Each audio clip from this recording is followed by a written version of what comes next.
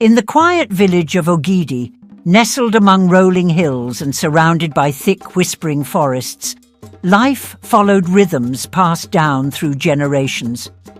The villagers lived simple lives, steeped in tradition and the wisdom of their ancestors. One of the most peculiar customs in Ogidi was the rule that clothes must never be left on the line after sunset.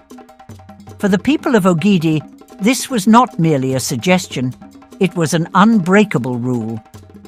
Long ago, during a time when the spirits and humans shared the earth more closely, there lived a young woman named Adana. Adana was known throughout the village for her beauty and diligence. Her days were spent tending to her family's compound, weaving mats and fetching water from the nearby stream. She was also a skilled laundress. Every market day, she washed the clothes of her neighbours, hanging them out to dry under the warm sun. Her laughter was like music, and her presence brought joy to everyone around her. One market day, as Adana busied herself with washing clothes, the sky began to darken earlier than usual. Thick clouds rolled in, promising rain. She hurried to gather the dried clothes, but before she could finish, a sudden call from her friend Ngozi distracted her. "Adana, come quickly. The elders are summoning everyone to the square," Ngozi shouted, her voice urgent. Adana hesitated. The village rarely held such impromptu gatherings unless something significant had happened. She looked at the remaining clothes on the line, some still damp, and decided to leave them. "I'll fetch them later," she thought, and hurried to join Ngozi. By the time the meeting ended, night had fallen, and the moon hung low in the sky, casting its silver glow over the village. Exhausted, Adana returned home and fell asleep, forgetting all about the clothes she had left on the line. But while the village slumbered, something stirred in the forest. The spirits of the night, known as the Amusu, crept out from the shadows. These spirits, neither good nor evil, were mischievous beings who thrived on objects left unattended under the moonlight. They roamed the village, their shimmering forms invisible to human eyes, save for the sharp glint in their otherworldly eyes. As the Amusu passed Adana's compound, their gaze fell upon the clothes left on the line. Intrigued, they circled the garments, sniffing and prodding at the fabric. To the spirits, clothes carried the essence of their owners, their scent, their energy, their life force. The Amusu took great delight in meddling with such things, twisting them into curses or transforming them into tools for mischief. When Adana woke the next morning, she remembered the clothes and rushed to the line. To her dismay, the garments were no longer as she had left them. Some were missing, and others were strangely altered. A once bright wrapper now appeared dull and lifeless. A baby's tiny shirt seemed larger, almost as though it had been worn by an adult. Word spread quickly through the village, and the elders convened to address the mysterious happenings.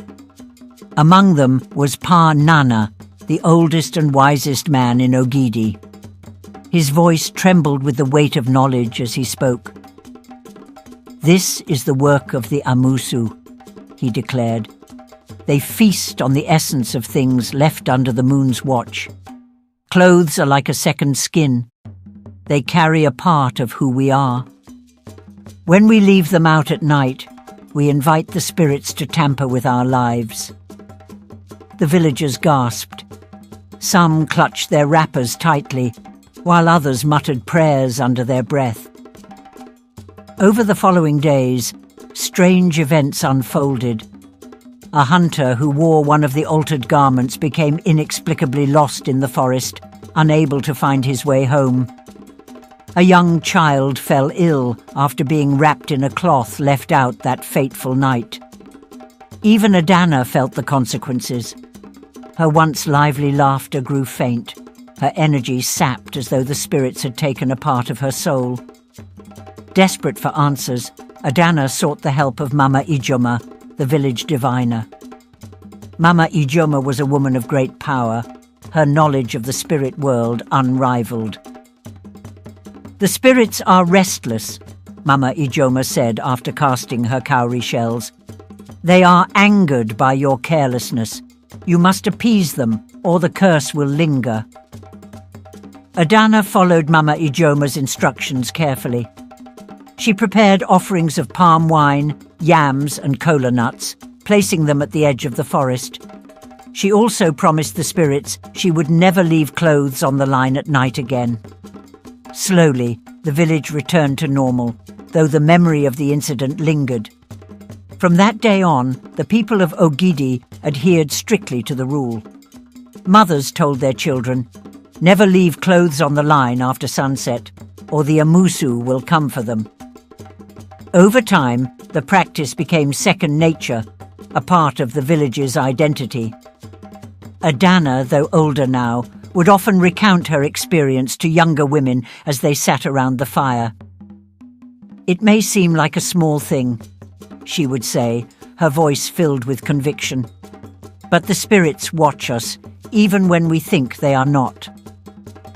And so, in Ogidi, and many villages beyond, the rule persisted. It was more than a superstition.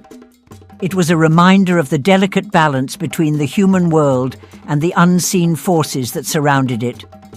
To this day, as the sun dips below the horizon, the people of Ogidi gather their clothes with care, ensuring that not a single thread is left to the whims of the night.